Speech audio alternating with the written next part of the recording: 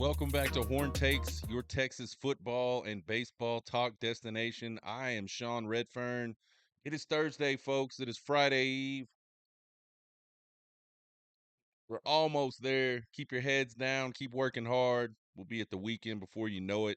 For all of you Longhorns that have already traveled out to or will be traveling to Nashville for the game this weekend, you guys have safe travels. Have a good time.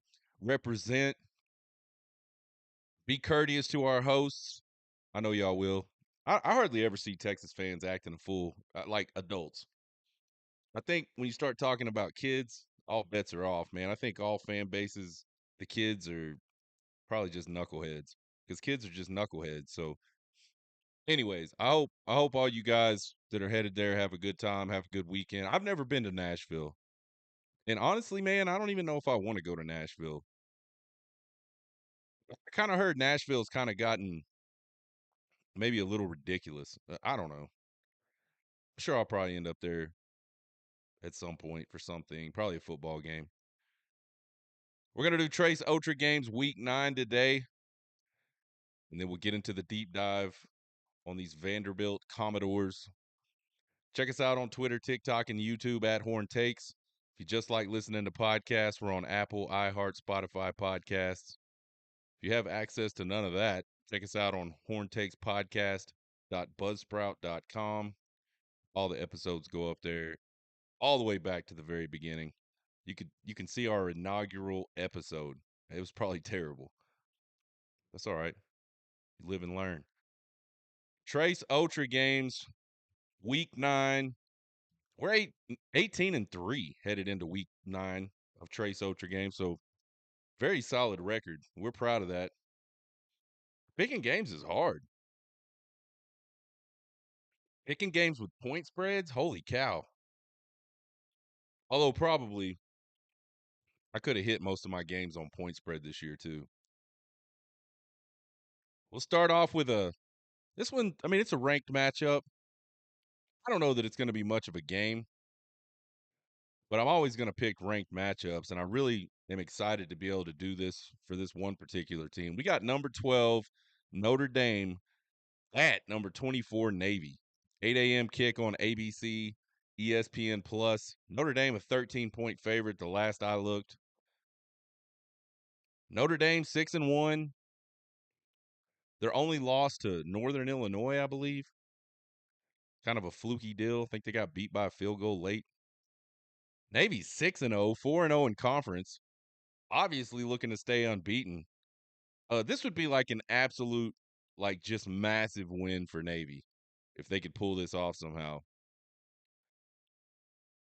I mean, 7-0 with a big win over Notre Dame. Holy crap.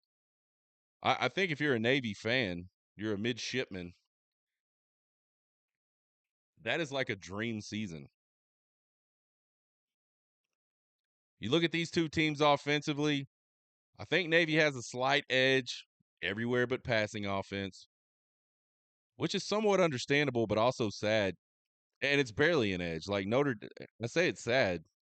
Notre Dame just is not good at throwing the ball down the field. I mean, they are pretty anemic passing the football. I think an interesting thing about this Navy offense is they just don't turn the ball over, man. They've only done it twice all season. That's outstanding. Notre Dame, of course, has an edge in all the defensive categories. So it's not by much though. I mean, it's not, this isn't it's not a situation where sorry, I had to adjust my headset a little bit. It's not a situation where, statistically Notre Dame just runs away with this thing. But I don't think any of this matters, man. I as much as I want to say, listen, I was in the military, I was in the Army. One of my most favorite games to watch every year is Army Navy, just cause. And every year we pick the Army Navy game on this show because I just have an immense amount of respect for those people because I've somewhat been in their shoes. I was not an officer, but I know what it's like to have your whole day planned for you from the time you wake up to the time you go to bed. And what's really phenomenal about those guys, and gals. I mean, there's gals that play sports at those places as well. What's really phenomenal about those people is they do all of that stuff plus they do school and football or school and basketball or whatever the sport is. So, man, I tip of the cap to those folks. Special people. But folks, I'm sorry, Navy has played absolutely nobody. And again, I will probably be happier than any Navy fan on the planet if they beat Notre Dame. I'll be giddy. I just don't think it's going to happen. I think Notre Dame wins this one pretty easily. I think this one's like 31-17.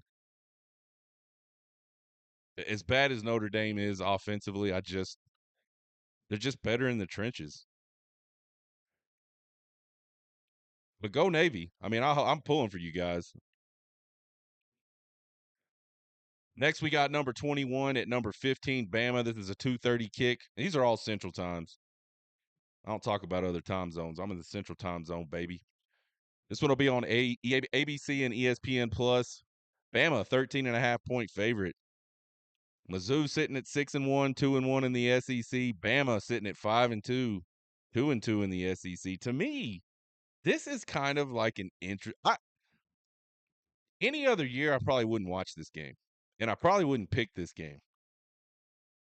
But to me, this is one of those really interesting must-win type games, and it's this for both teams.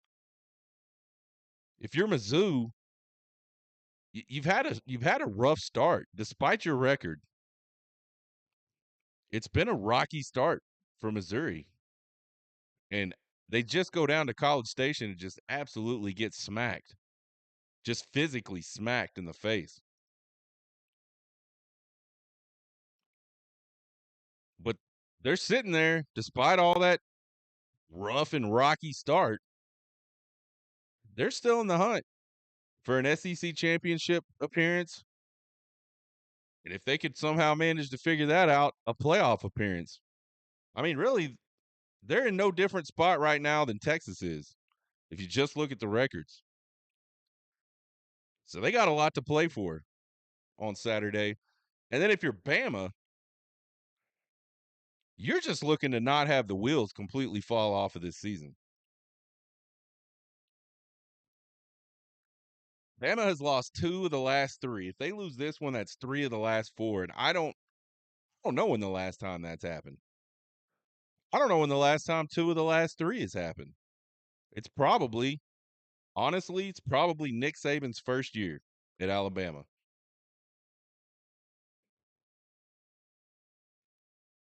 That's where the program is as of this minute right now. Maybe not in quite as bad a shape, but like that's where they sit.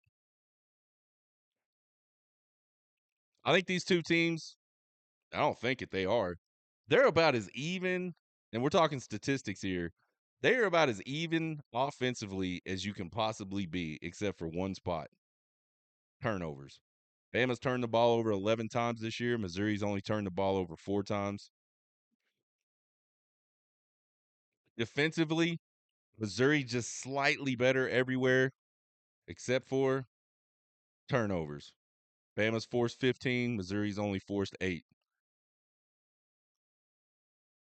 So this is a I'm excited to watch this game. I'll have it on. We'll watch the first of it for sure on the big TV with the sound and all that good stuff, and then sorry folks, we got to kick it over to Texas at Vandy at 3:15 on the SEC channel. But we will keep this one on and pay attention somewhat to this game because I don't think Missouri's that good. I think there's a lot of games this year that Missouri could have easily lost already. So if you're Bama, man, can you bounce back? Can you go get a win against a team that I mean, really, the only team Missouri has played this year, like physical team, was Texas A&M.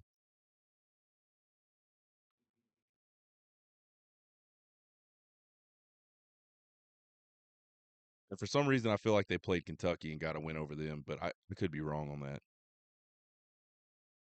Who I think is a physical defense, but they just don't have a lot on offense. I don't know. I look for the Tide to take a page from Aggie and and just try to run all over Missouri, man. I don't think they can stand up to that offensive line. I think Jalen Milroe has a big game on the ground. I think he hit some timely shots over the top. I like Bama 33-20 in this one. At home. Look, man, lose this game to Missouri at home. Eh, is it possible for a coach to already be on the hot seat? Like, what would that be? 8 games into his inaugural season? And I said this back in the day.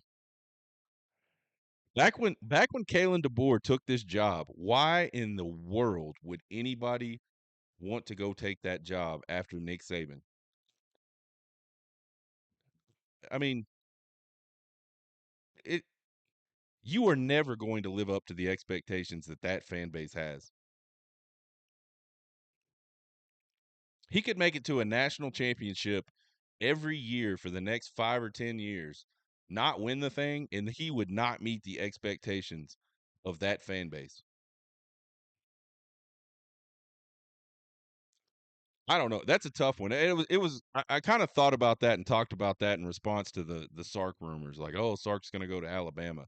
No, he's not, and that's one of the big reasons right there why he's not going to go to Alabama. But we'll see. I got the Tide 33-20 over Missouri. And then I think the big game, this is the big game of the day to me. Number 8 LSU at number 14 Aggie, 6:30 p.m. kick on ABC, ESPN Plus. Texas A&M a 2.5-point favorite at home. LSU 6-1, 3-0 in the SEC. Aggie 6-1, 4-0 in the SEC. The winner of this one completely in the driver's seat for the SEC championship.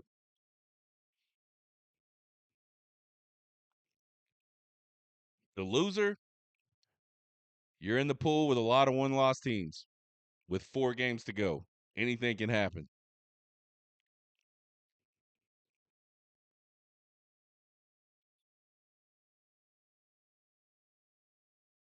I think LSU's slightly better offensively. They're a little more balanced. You look at Aggie, they're a little more run heavy. They don't pass the ball all that well. And then you look on the defensive side, A&M's a little bit better.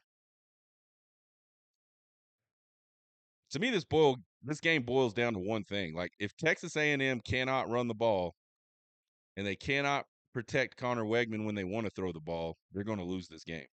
If they can do those things, I think they got a really good shot to win this game. I think LSU much better fitted team to like try to win in a shootout or get some plays late. I just don't see that with Connor Wegman in this passing offense for Texas A&M. You look at LSU defensively, they don't give up a lot on the ground. They sack the quarterback a lot. They're one of the best in the country. They got 24 sacks.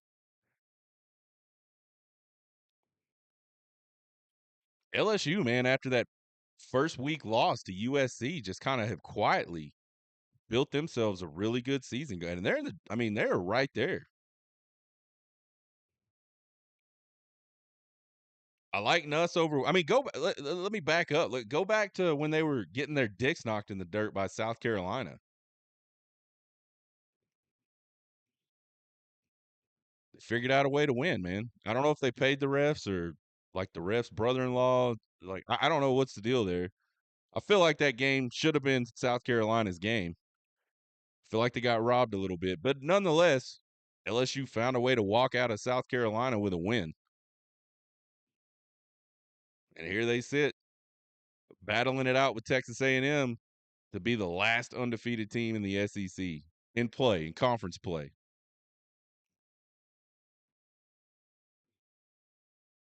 I like Nussmeier better than Wegman. I think if I got to pick a quarterback, Nussmeier is going to be my guy. I think LSU goes on the road for the second straight week I think they get a big SEC win, and those guys are going to be standing as the last unbeaten in SEC play Saturday night. I like LSU in a close one, 27-23 over Texas A&M. So there's Trace Otra games. See how we do. We'll always talk about that on Monday, probably. We're at home this week, so I should definitely be able to get Drunk Sean Thoughts in on Sunday. So that'll be good. Let's get into the deep dive on this Vandy Commodores. There has been a ton of craziness in the SEC so far this season, and I can't think of very much crazier than this Vandy team sitting at 5-2, 2-1 in conference with wins over Alabama and Kentucky.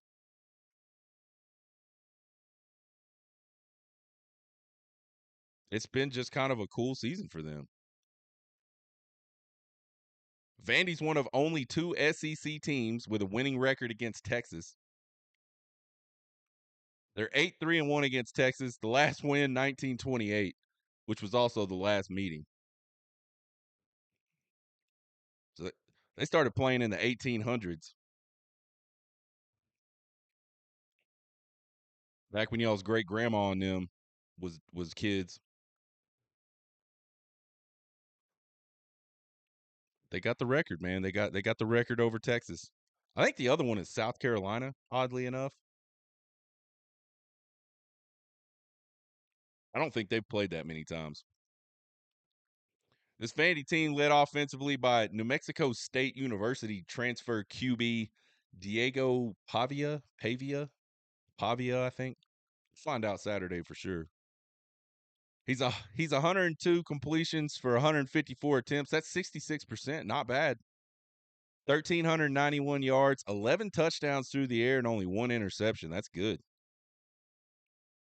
And this guy's a double threat, folks. He's got 118 rushes on the season for 470 yards, just a tick shy of 4 yards per carry. He's got 3 touchdowns on the ground. So he does a lot of stuff for this Vanderbilt offense. It truly runs through him. You got running back Cedric Alexander leading the way out of the backfield, 95 carries for 380 yards, 4 yards per carry. He's got 3 touchdowns. Wide receiver Eli Stowers leads all receivers with 33 catches for 463 yards, 14 yards per catch, 5 touchdowns. So that offense, it's a shotgun triple offense type or triple option type deal. You got to be sound against it, and I think that's why it gives people so much trouble. There's so many ways they attack the field that it's really tough to defend. Everybody's got to do what they're supposed to do, and you got to win a lot of individual battles against Vanderbilt. So football definitely a team sport. You always talk about team defense and swarming the ball as a defense. This is one of those types of games where kind of everybody on the defense is out on their own little island and they're in their own little battle with somebody. And if Vanderbilt can win more of those battles than you can, you're going to be in tough shape against this type of offense.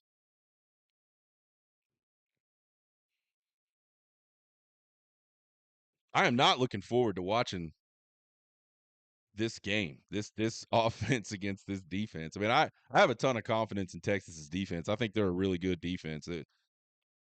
But man, it's aggravating. And sometimes these are the type of games where, man, you look up in the third quarter and it's a tight game and you just can't stop somebody. And that is like the worst feeling on the planet. I kind of go back to like BYU, back towards the end of Mac Brown's tenure at Texas. 2 years in a row, BYU just ran the ball all over Texas, and it was quarterback. Everything ran through the quarterback. Forget that cat's name. He plays for the Saints.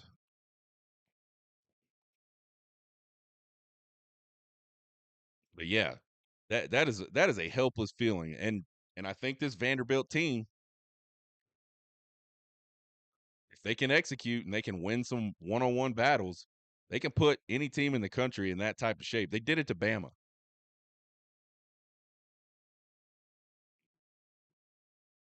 Defensively, linebacker Brian Longwell seems to be the man on that defense. He's got 45 tackles, 5.5 tackles for loss. He's got an interception.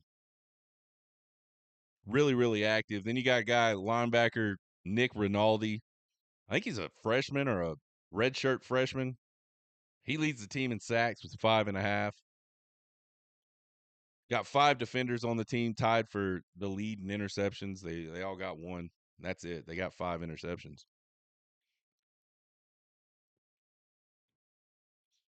You look at this team statistically, it's really not all that scary.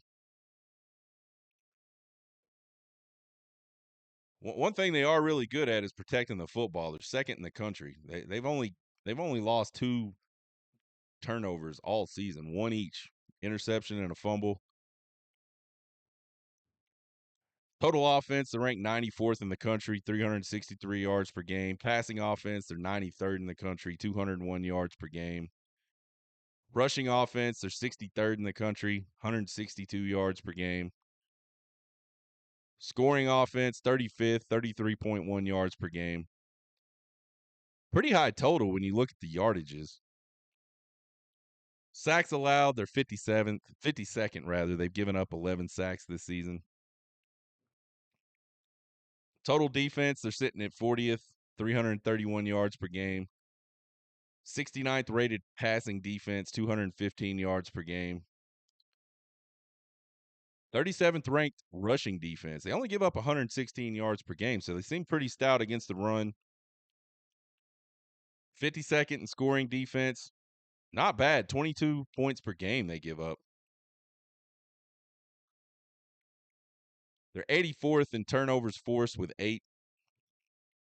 And then they're 64th in the country with 14 sacks. So you look at those stats and you think, like, offensively, they got to be pretty efficient. Because it looks like they score a lot of points, but they don't get a lot of yards. That offense got a lot of upperclassmen, a lot of grad transfers. There's very few young players on this offense. And man, I really, really like Pavia in that triple option look out of the gun, man. But if I'm a Vandy guy, the only concern I'm really having there is it's kind of like a one man show. If anybody can disrupt that, like, can anybody else step up? Can they depend on the running game? Like, can they depend on just someone other than him making a play in the running game? If they had to drop back and pass and everything, the running game's not working. So a lot of that schematic stuff that you have that puts people in rough shape isn't there because you can't run the ball. Can someone step up on the outside, make some plays for him? I don't know. Said it before, they're pretty stingy against the run. Really, really experienced in the back end, a lot of upperclassmen. Obviously, the linebackers are active. They're all over the field making all types of different plays. This Vanderbilt team, man, is a really, really interesting team. On one hand, they beat Bama, they beat Kentucky. They lost a overtime game to Missouri, who at the time was ranked in the top 10.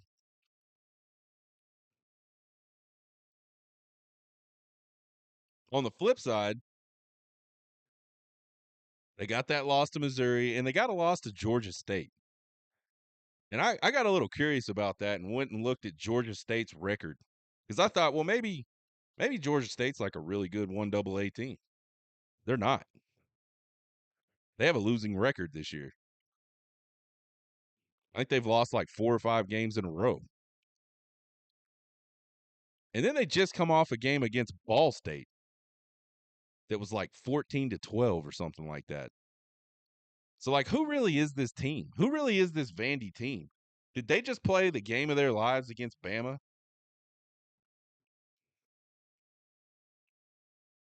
At the time, that Kentucky win seemed pretty impressive, but I don't think Kentucky's won an SEC game outside of that Ole Miss game. And I could be wrong on that too.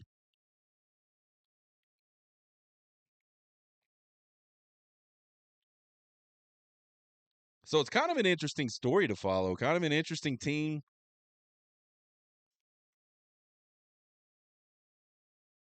Clark Lee got those guys believing in themselves. You got Pavia, like, I don't know, pandemonium going, whatever. I don't know what you call it. I know Vandy fans are excited about this team.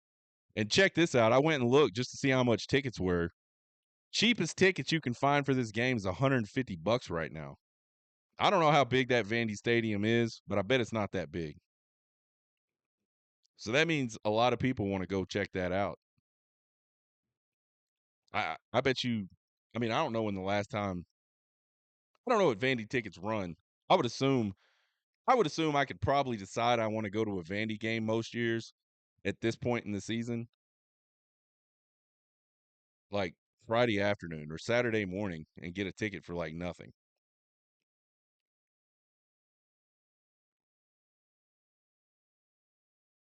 Think this team's going to have a good game plan. Think they're going to be ready to execute. I hope Texas is focused and shakes off that Georgia loss, gets on down the road with the rest of business. Because to me, this is a Vandy team that's. I mean, I don't know how strong they are. I think we'll. I mean, like I said, they have that big win over Bama, and that is super impressive. I don't care what Bama's record is right now. You just look at the rosters of those two teams. Vandy beating that team, very impressive. But was it like a fluke? I don't know. We're going to find out on Saturday. If you are Vandy, and you're a Vandy fan, this would be just an absolutely massive win for their program. Because this would legitimize them, like, for real. Like, they won a game, right? They lost a close one against Bama. Everybody's on board with it.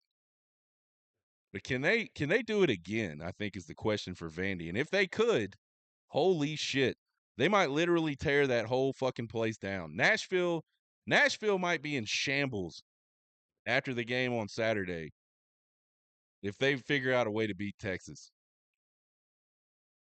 They'll put statues of Pavia,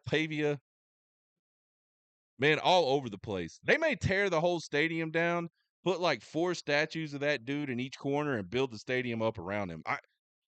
I can't even imagine. And as a Texas fan, that would be so depressing to see that happen, but also just kind of wild at the same time. Like, man, holy shit.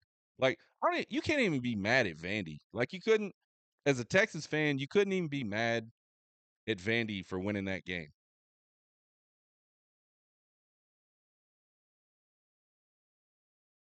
Because they're Vandy.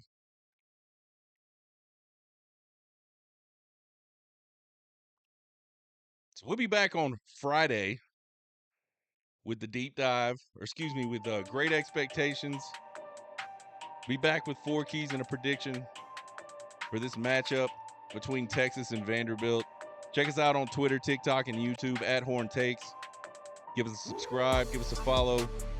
Won't cost you guys a thing. We sure appreciate the support. You can email me at horntakespodcast@gmail.com with all your questions, comments, concerns, and criticisms. I love them all.